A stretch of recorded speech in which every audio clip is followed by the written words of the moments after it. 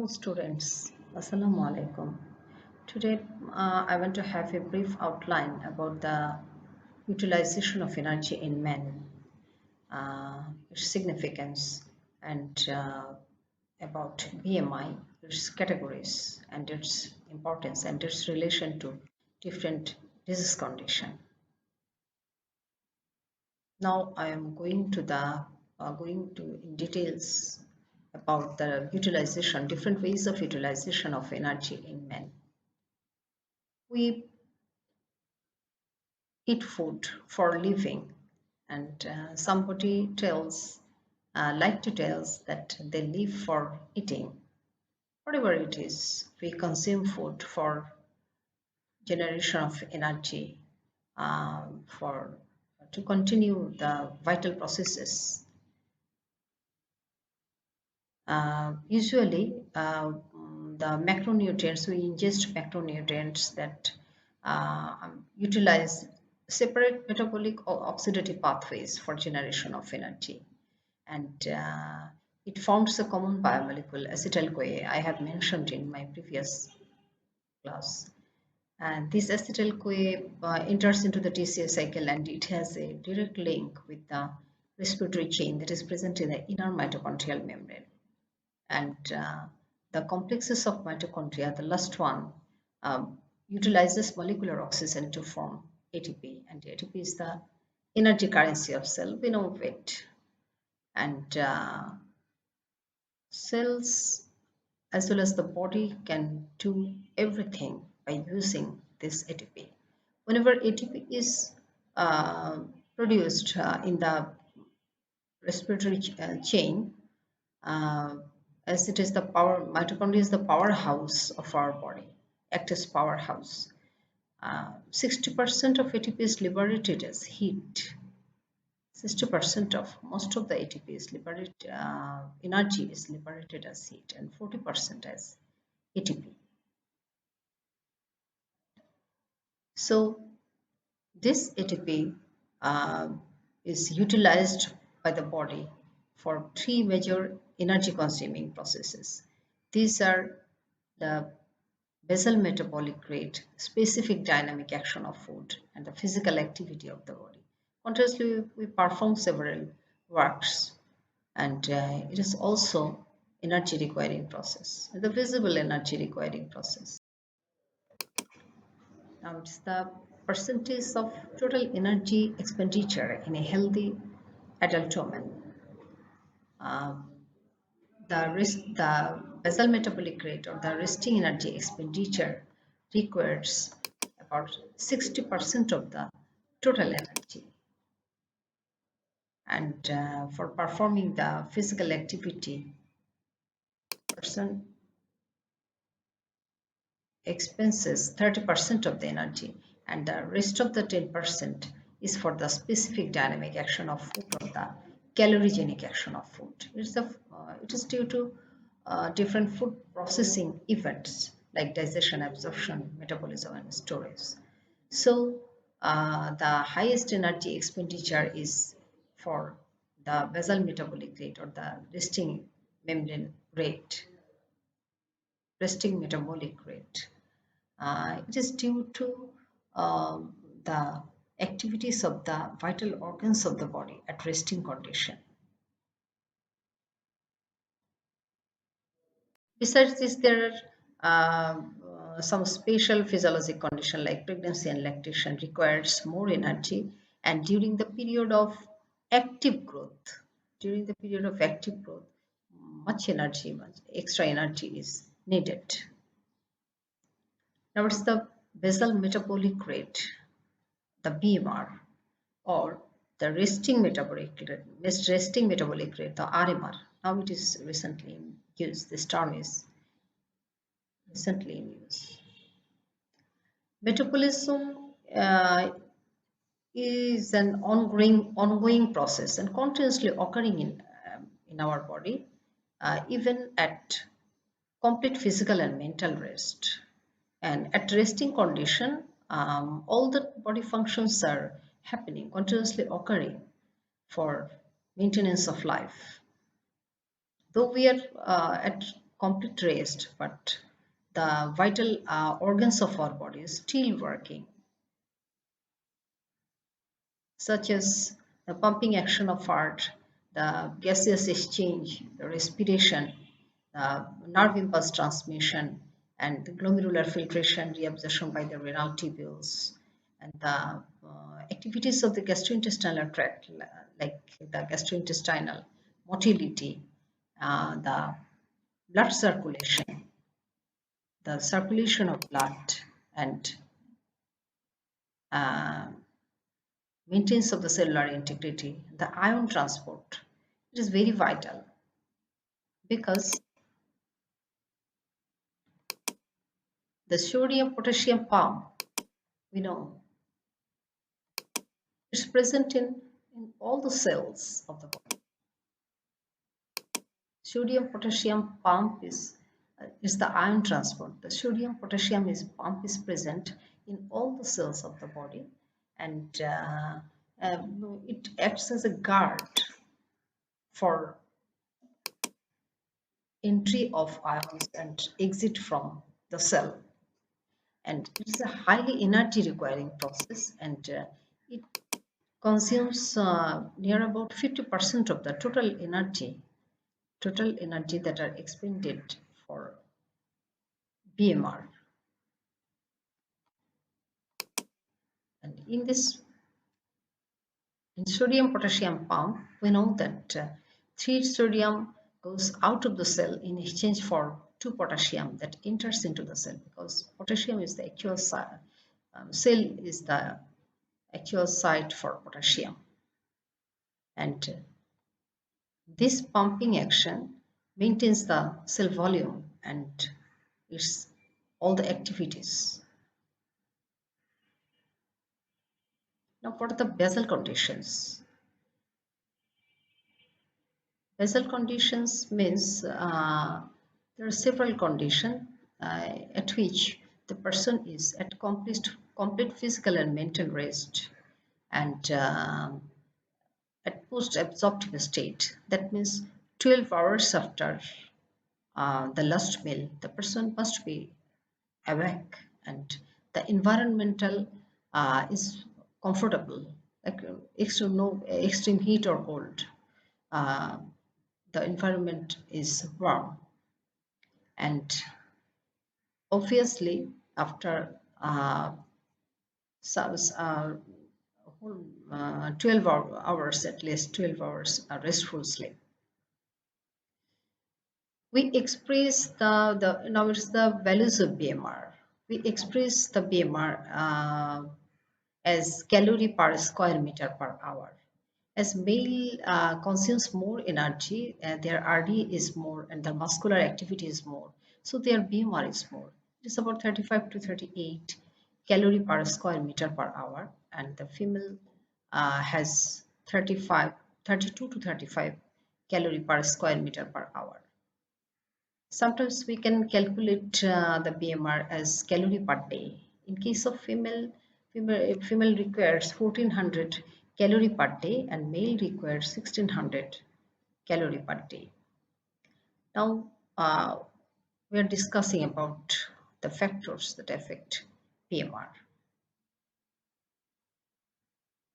First of all, it is the body surface area. The person with higher body surface area have more muscle mass, and the BMR is, their metabolic rate is more and the BMR also high. There is a male-female variation of regarding BMR. Men have higher muscle mass, lean muscle mass, due to the hormone testosterone, and it is about 5% higher than women. And their metabolic rate is more, so their BMR is also more. We know that during the period of active growth, the rate of metabolism as well as BMR is higher than the elderly people. And BMR decreases about 2% per decade of life. The person who perform regular physical activity like athletes, they have higher BMR. Their metabolic rate is higher, so the BMR is higher. There are several hormones that increase BMR. Some hormones are highly anabolic, like the thyroid hormones that increase the rate of metabolism as well as BMR. Besides the thyroid hormones, some other hormones like epinephrine, cortisol, growth hormone, and the sex hormones, the testosterone, estrogen, and progesterone, also increase BMR. They increase the metabolic rate and also the BMR.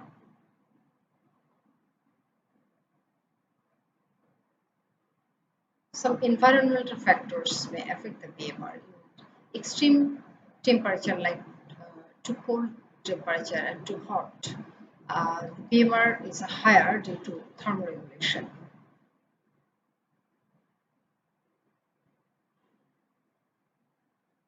When there is absence of continuous food supply, BMR decreases uh, during the period of starvation by 50% due to body's autoregulatory feedback mechanism, and it is one of the body's adaptive mechanism, and body decreases the metabolic rate as well as BMR in starvation.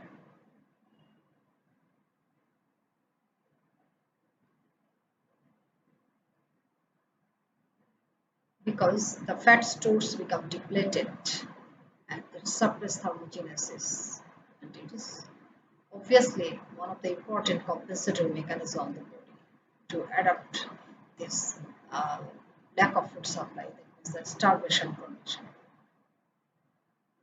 During fever, due to high metabolic rate, BMR increases, and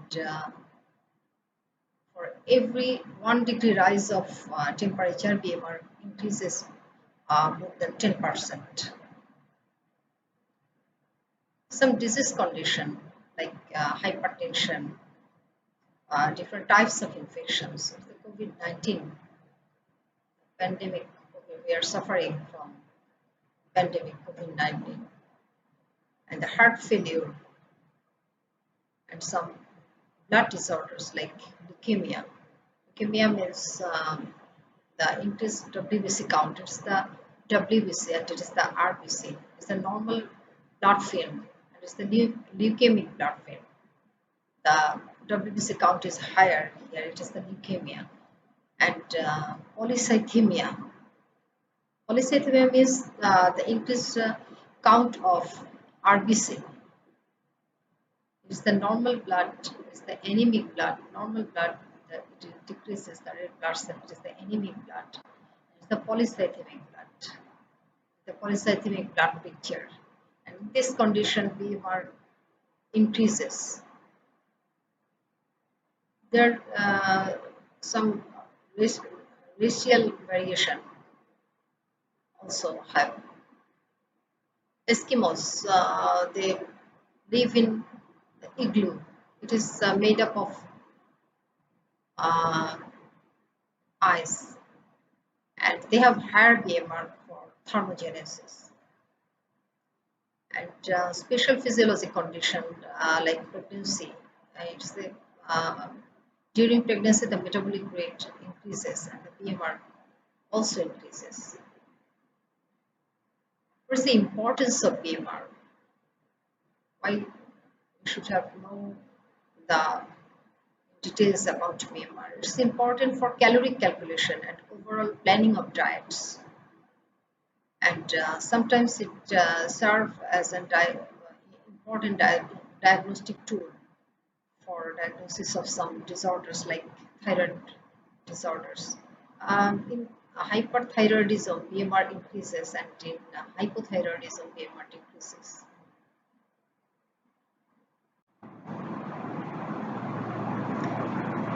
Now, it is the specific dynamic action of food, the SDA. It is the extra heat production above the calorie value when food is metabolized in the body, and it is due to the heat production is due to the energy expenditure for processing of food, like utilization of food by different oxidative processes and the storage of food. That means the extra food gets stored at various sites of the body, like skeletal muscle, liver, adipose tissue, and so on. After consumption of food, the brown adipose tissues become activated for thermogenesis, and it may increase as much as 30%. And it's obviously it is due to the processing of food like digestion, absorption, and metabolism in the that occurs in the digestive system. So it is the diet-induced thermogenesis, and sometimes it is called the calorigenic or thermic effect of food. The SDA of different food is variable. In case of protein, the processing of protein is a bit harder. So the SDA is more in case of protein, but in case of fat and carbohydrate, it is much easier for processing. So its SDA is less. For fat, it is about 13%, and for carbohydrate, it is about 5%. A mixed diet has 10% of SDA. There is an example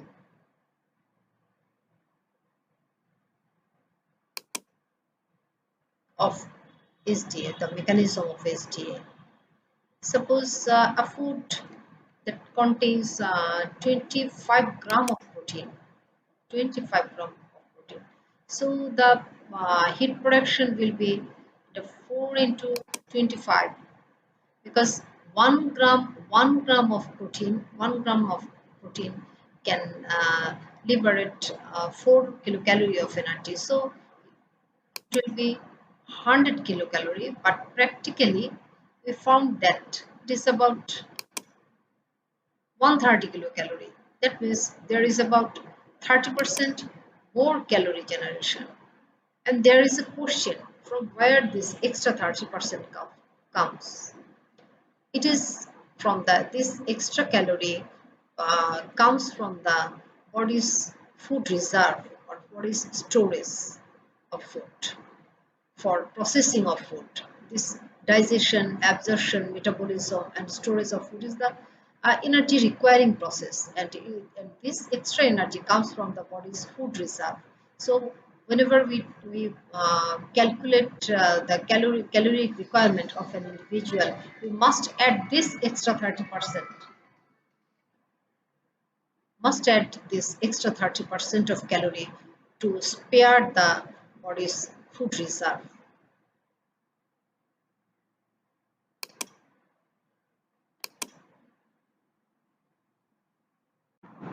Now it is the mechanism of SDA. It tells about in details the metabolic processes that are included in SDA, the food processing events that are included in SDA. It is the food storage site or the energy reserve site of the body. We know that the end product of carbohydrate is glucose, and it is converted to glycogen for storage in the striated muscle as muscle glycogen, and in the liver as liver glycogen by the process of glycogenesis and under the influence of insulin, and the extra fat get reserved in the adipose tissue throughout the body by the process of lipogenesis. The energy, we know that the energy that are required for SDA comes from these sites of the energy reserve sites of the body or storage sites of the body.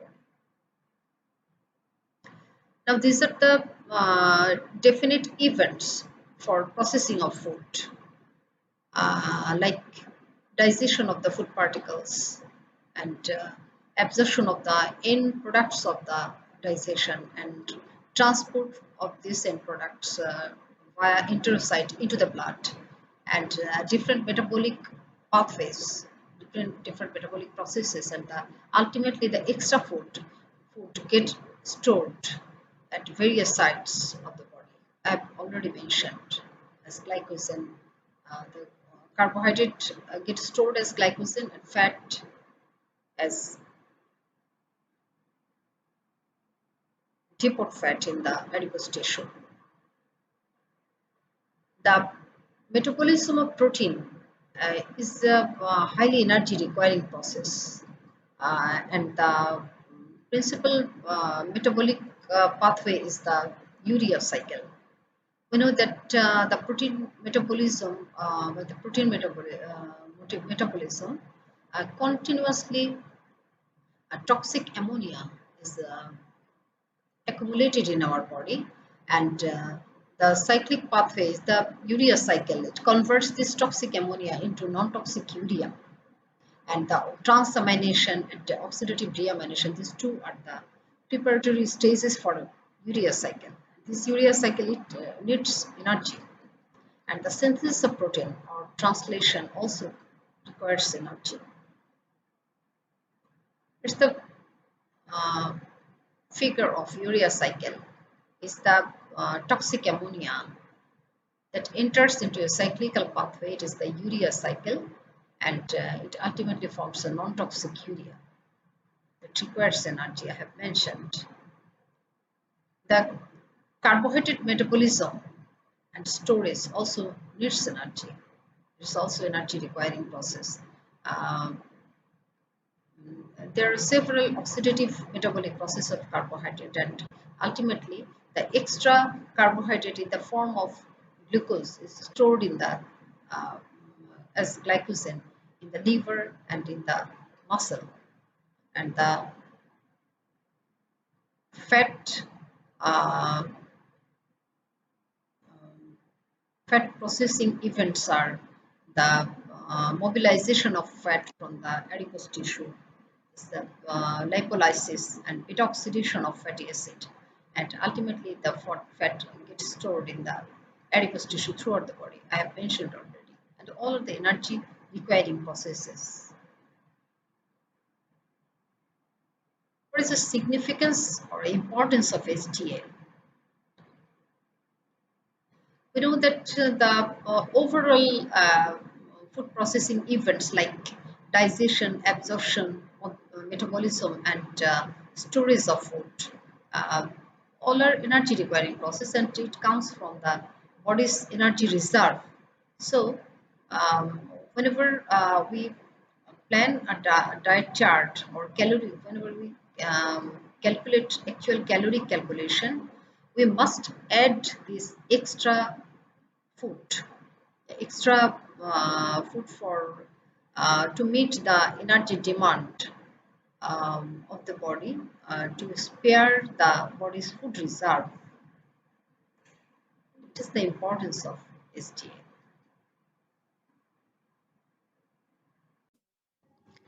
The last number of energy requiring process is the physical activity of the body, and it varies from person to person.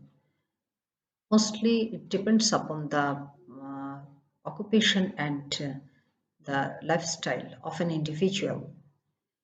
The urban people perform less physical activity than the people living in rural areas, and it depends upon the duration of muscle contraction and its intensity. According to the workload, we usually divide the workers into three categories. They are sedentary workers, moderately active workers, and very active workers.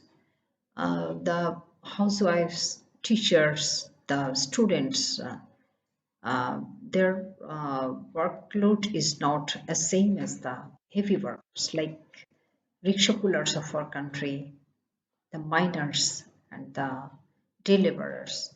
They have to perform continuous muscle contraction, and it is very much energy requiring process. The total energy that is required for physical activity is about 30% of an individual's total energy requirement.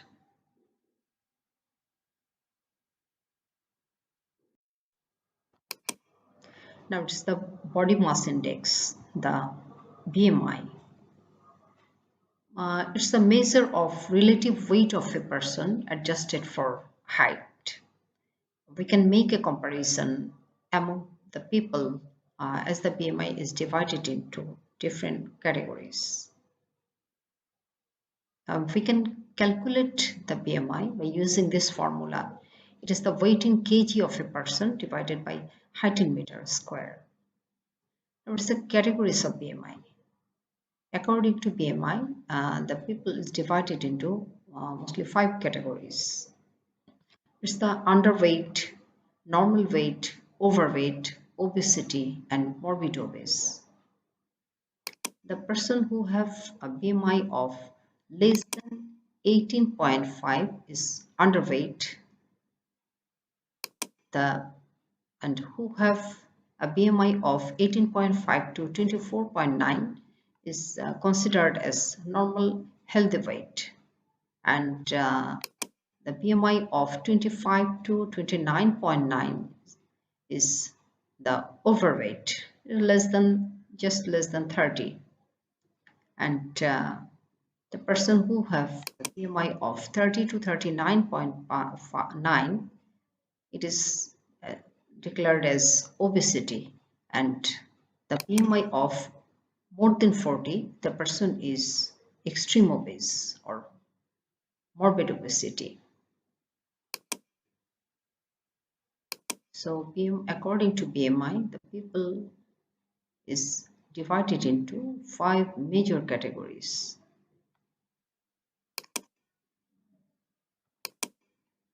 Now, what is the significance or importance of BMI?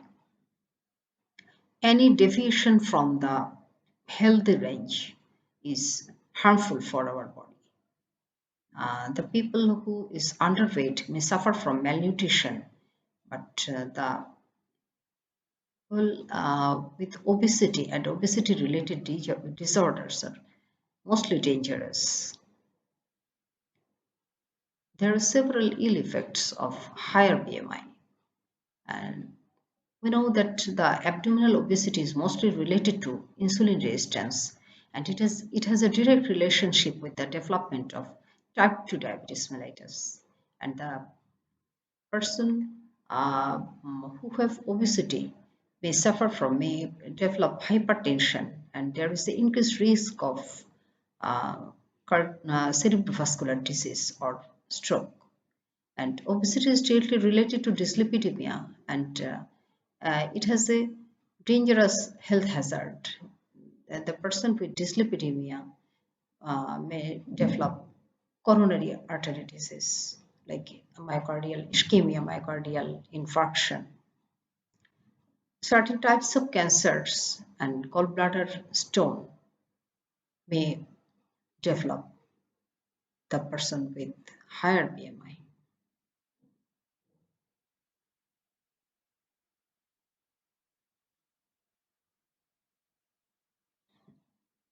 So this is all about the BMI. Stay safe and take care. Thank you. And Allah Hafiz.